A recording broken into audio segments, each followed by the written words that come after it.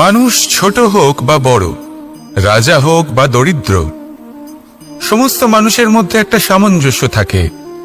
সমস্ত মানুষের কাছে তার প্রশংসা অত্যন্ত গুরুত্বপূর্ণ। সে খুবই প্রসন্ন হয় যদি আপনি তার প্রশংসা করেন, কিন্তু আপনি যদি তাকে এটা বলেন যে এটা তোমার ভুল ছিল, তোমার কিছু খামতি ছিল, তখন সেটা সে মানতে রাজিই থাকে না। সব মানুষ এটা শুনতে পছন্দ করে যে সে যেটা করেছে সেটাই সর্বোত্তম। এবার আমি আপনাকে একটা কথা বলি, এই হলো নিন্দা, এই হলো প্রশংসা, আর এই হলো সত্য, যা সবার থেকে উচ্চস্থানীয়। সেই জন্য মানুষ আয়না দেখে। আয়না তাকে তার সৌন্দর্য দেখায় না, তাকে দেখায় যা সত্য, যাতে মানুষ আরো সুন্দর হওয়ার চেষ্টা করতে থাকে। তাই আয়না অত্যন্ত গুরুত্বপূর্ণ সত্যকে জানার জন্য। জীবনে নিন্দুকের মাহাত্ম্য প্রশংসকের মাহাত্ম্যের থেকে অনেক বেশি। কেন?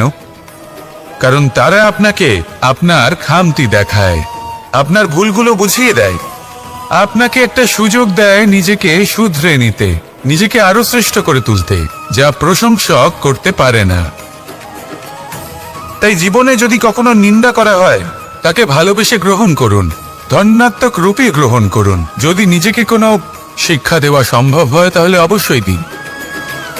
দেখবেন মন প্রসন্ন হয়ে বলবে, রাধা রাধা।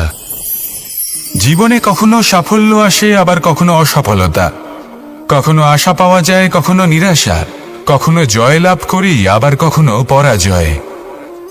এর পেছনের কারণটা জানা অত্যন্ত প্রয়োজনীয়। যদি আমি পরাজয়ের কথা বলি, যখনই আমরা পরাজয় লাভ করি আমরা ভাবতে থাকি যে এমন কেন হলো?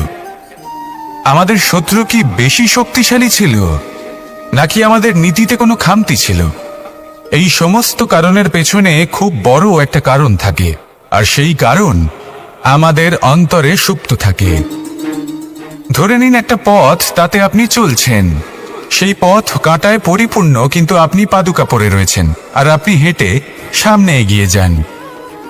এবার এমন একটা পথ এলো যা পুষ্পে ঢাকা, আর আপনি পাদুকা পরে রয়েছেন, কিন্তু আপনার পাদুকাতে একটা পাথর আটকে গেল। তখন দু পা হাঁটাও খুব কঠিন হয়ে পড়ে।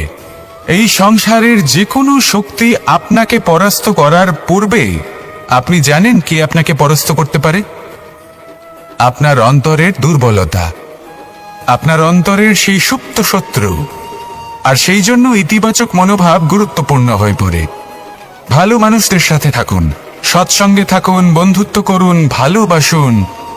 এই ভালোবাসা এত শক্তিশালী এক অস্ত্র যাকে ব্রহ্মাস্ত্রও পরাস্ত করতে পারে না। এই সমস্যারূপী পাথর কিছুই নয়। আসুন আমার সাথে ভালোবেসে বলুন, রাধা রাধা। মানুষের দুটো রূপ রয়েছে। এক, আমাদের এই মুখ, যা শুধুই চোখে দেখা যায়, আর দ্বিতীয় আমাদের এই মন, যা শুধুমাত্র অন্তরাত্মা দ্বারা দেখা যায়। এবার আমাদের এই মুখ, তা ঈশ্বর সকলকেই আগে থেকেই প্রদান করেছেন, কিন্তু এই মন কেমন হবে তা আমাদের জীবনের অনুভূতি এবং আমাদের জীবনের লক্ষ্য এগুলি সুনিশ্চিত করে।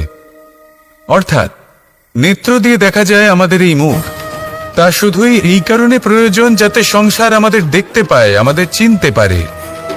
কিন্তু যদি এই সংসারে আপনি প্রকৃত অর্থে মান সম্মান লাভ করতে চান, তাহলে নিজের অন্তরাত্মাকে আপনাকে বিকশিত করতেই হবে। দেখুন, কথায় আছে এই যে অসুর, তা শারীরিকভাবে উপস্থিত নয়, তা মনের মধ্যে থাকে।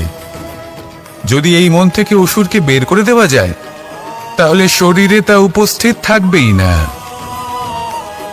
তাই মনকে শুদ্ধ করুন আর আমার সাথে ভালোবেসে বলুন, রাধা রাধা।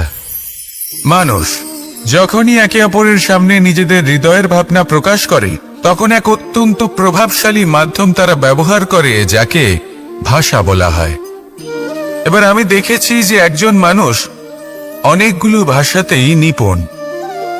আমি এটাও দেখেছি যে মানুষ অনেকগুলো ভাষায় কথা বলে, কখনো কখনো অনেক ভাষা মিলিত করে তার প্রয়োগ করে, উচিত প্রকারে তাকে ব্যবহার করে না, না সেটাকে সম্মান করে, আর না ভাষাকে শুদ্ধ রাখে। আর এটা হলো অনুচিত।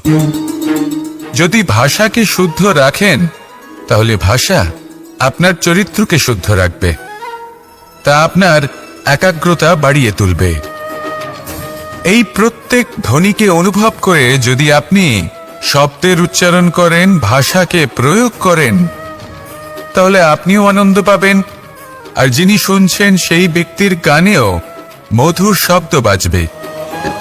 তাই মনে রাখবেন, যে ব্যক্তি ভাষার পবিত্রতাকে সম্মান করে তাকে সংসারও সম্মান করে।